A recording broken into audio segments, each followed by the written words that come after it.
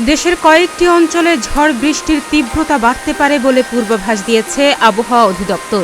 রোববার সকাল থেকে দুপুর 1টা পর্যন্ত সময়ের মধ্যে অভ্যন্তরীণ নদী বন্দরগুলোর উদ্দেশ্যে দেয়া হয়েছে এক সতর্কবার্তা। জানানো হয়েছে ঢাকা সহ দেশের 12টি অঞ্চলে ঘণ্টায় সর্বোচ্চ 80 কিলোমিটার বেগে ঝোড়ো হাওয়া বয়ে যাওয়ার আশঙ্কা রয়েছে। আবহাওয়াবিদ মোহাম্মদ শাহিনুল ইসলাম স্বাক্ষরিত বিজ্ঞপ্তিতে বলা হয়, রংপুর, রাজশাহী, পাবনা, বগুড়া, ফরিদপুর, টাঙ্গাইল, ময়মনসিংহ, কুষ্টিয়া, ঢাকা, কুমিল্লা ও সিলেট অঞ্চলের ওপর দিয়ে পশ্চিম অথবা উত্তর পশ্চিম দিক দিয়ে ঘণ্টায় 60 থেকে 80 কিলোমিটার বেগে অস্থায়ীভাবে ঝোড়ো হাওয়া বয়ে যেতে পারে। এসব অঞ্চলে বৃষ্টি অথবা বজ্রসহ বৃষ্টিরও সম্ভাবনা রয়েছে।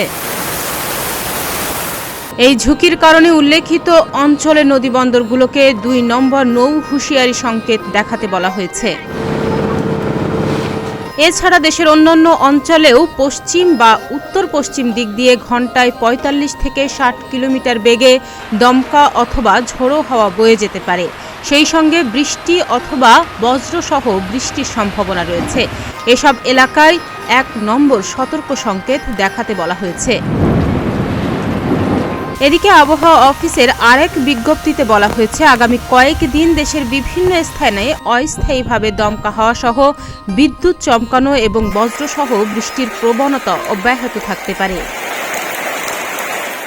নাগরিকদের প্রতি আহ্বান জানানো হচ্ছে, আবহাওয়ার এই অবস্থায় অতি প্রয়োজনে ঘরের বাইরে বের হওয়ার সময় সতর্কতা অবলম্বন করতে এবং স্থানীয় প্রশাসনের নির্দেশনা মেনে চলতে। বিশেষ করে নদীপথে চলাচলকারী নৌযানগুলোতে বাড়তি সতর্কতা অবলম্বনের অনুরোধ জানানো হয়। তাহমিয়া ইয়াসমিন, প্রতিদিনের বাংলাদেশ।